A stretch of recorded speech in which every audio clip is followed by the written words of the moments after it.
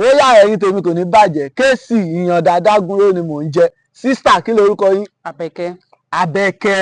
Àbẹ̀kẹ́ àdè ó yá kò ní bàjẹ́ ó yá ẹ̀yin tèmi mo kàn gbé sísítà ìwá kákọ̀ fi ṣeré ọwọ́ lórí afẹ́fẹ́ ṣá kò ní bàjẹ́ sísítà kí ni nǹkan tó jẹ́ bí entertainment bóyá fíìmù ni o bóyá míúsìkì ni o bóyá sport ball tó jẹ́ entertainment èwo lẹ fẹ́ràn sí. Fíìmù. Jẹ́ ká lọ sórí fíìmù yẹn sì jẹ́ ká lọ sórí fíìmù yẹn irú fíìmù wo lẹ máa ń wò ṣé Yorùbá fíìmù ni àbí English fíìmù àbí àwọn Korea fíìmù àbáwọn Ghana fíìmù èwo lẹ fẹ́ràn sí nínú gbogbo ẹ̀. Yorùbá ntíátíá ọmọ Yorùbá náà ni wá Yorùbá tiwa ó dà bẹ́ẹ̀. Kí ni ẹ rí sí àwọn fíìmù tó ń ṣe láyé òde òní àti fíìmù tó ń ṣe láyé àtijọ́ láyé àwọn bàbá wa yẹn àwọn èmi làwọn Àwòrò Fádèyí bàbá wa Jílẹ̀yẹ àwọn fíìmù àtijọ́ àwọn bàbá Ògúndé àǹkó yẹn àti fíìmù tó ń ṣe ní ayé ìsìn ìyàtọ̀ wo ló wà ń bẹ̀ àti pé sítórì tó ń ṣe ń gbà yẹn àti sítórì tó ń ṣe ń sìn àwọn ìyàtọ̀ wo ló wà ń bẹ̀ tẹ́yìn rí láyé ìgbà yẹn pé fíìmù yìí àti ìsìn ìyàtọ̀ tó wà ń bẹ̀ mo fẹ́ kẹ́ ẹ là yé àwọn ará ilé kan lè mọ̀. Ìyàtọ̀ tó wà ń bẹ̀ ni pé ayé ìgbà yẹn táwọn bàbá wa bá act film ọ máa act pẹ̀lú action ọ máa act bẹ́ẹ̀ ni pé ó real bẹ́ẹ̀ ni pé kò tó ń ṣẹlẹ̀ lọ́wọ́lọ́wọ́ lójú ayé lọ́yìn máa act so ayé ìsìn àwọn náà ń gbìyànjú wọn try but àwọn techniques kọ̀ọ̀kan tún ti change àwọn kan tún wà civilized so ìyàtọ̀ tó wà ń bẹ̀ nìyẹn. that means o pé fíìmù ayé àtijọ́ yẹn wọ́n máa ń gbìyànjú gan wọ́n máa ń fara ṣe but ayé ìsìn ojú ti là lóòótọ́ àwọn nǹkan kan wà tó jẹ́ pé láyé àtijọ́ wọ́n máa làágùn kan tó ṣe bọ́ láyé ìsìn gbogbo ṣé equipment ayé ìgbà yẹn la fẹ́ sọ wé ti sìn equipment ti wà nísìn so that means so náà fíìmù tó wá ń ṣe ń sìn story tó ń ṣe láyé ìgbà yẹn àti sìn èwo ni story yẹn tó jẹ́ pé téèyàn bá wo èwo ló dáa jù. Story ayé àtijọ́ yẹn ó máa wà very very interesting ó máa make sense so ó máa dàbẹ́ ni pé ó real pẹ̀lú nǹkan tó act. ìtumọ̀ ẹ̀ ni pé àwọn bàbá yẹn ti fara ṣiṣẹ́ nìyẹn wọ́n ṣe tó dáa àwọn bàbá yẹn náà wọ́n ti ṣiṣẹ́ tó dáa àwọn ti sìn náà wọn ò ní bàjẹ́ láṣẹ Èdùmàrè wọ́n ṣẹ̀ mẹ́yẹ bọ̀ lápò ni ó ti yé yín ó máa dùn gan.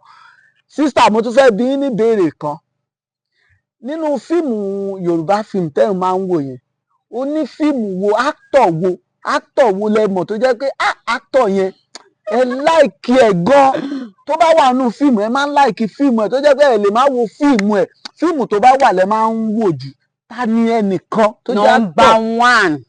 number one Ibrahim Shatta kò sẹ́lẹ́gbẹ́ ó jura wọn lọ.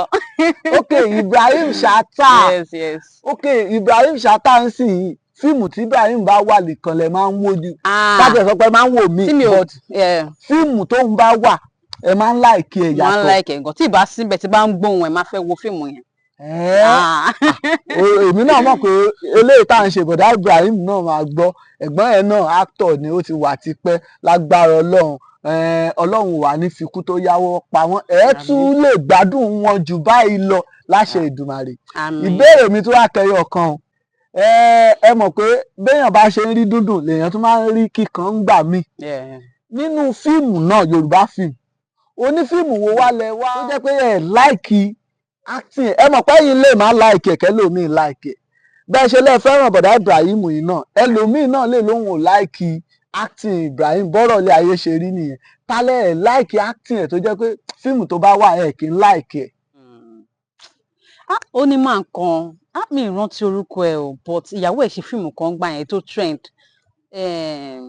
kí ni ìyàwó ẹ̀ tẹ́ ń sọ ta lè ẹ tẹ́ ń sọ yẹn. mi ò mọ ọkọ ìyàwó ẹ̀ but ó kọ fíìmù tó ṣe Aminat Pàpàpà yes ìyàwó ẹ̀ good gan.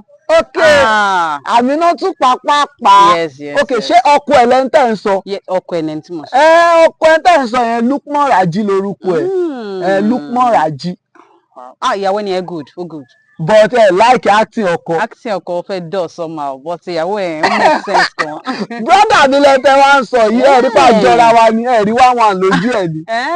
so ìgbà tẹ́ ẹ̀ bá tiẹ̀ ti like ọkọ tẹ́ ẹ like ìyàwó ẹ ti like ẹ̀ náà ni. ẹ̀yin ará lé nǹkan tí mo ní ká mú wá kákọ̀ tún gbé yẹ̀wò nìyẹn o á máa dùn á máa dán náà ni ẹ̀yin onífíìmù tẹ́ ń ṣe fíìmù ẹ túbọ̀ máa gbìyànjú sí ẹni táǹtì fẹ́ràn jù ló sọ ẹni tí ò tún like acting ẹ̀ ló sọ ìtẹ́nìkan ò fẹ́ ẹlòmíì lè fẹ́ so àní rí jù bẹ́ẹ̀ lọ bó ṣe máa jẹ́ nìyẹn Kazeem Ìyàndádágunró lorúkọ tèmi ó dàbọ̀. Ladies and gentlemen, I am pleading in Yoruba. I am begging. Sorry. Mo ń bẹ̀ yín. Stick to Orokilawa TV. You will love it. Orokilawa, we offer you nothing but 100% pure entertainment. Subscribe if you have not subscribed. And keep watching our content because big things is coming on that channel. Yeah. Orokilawa.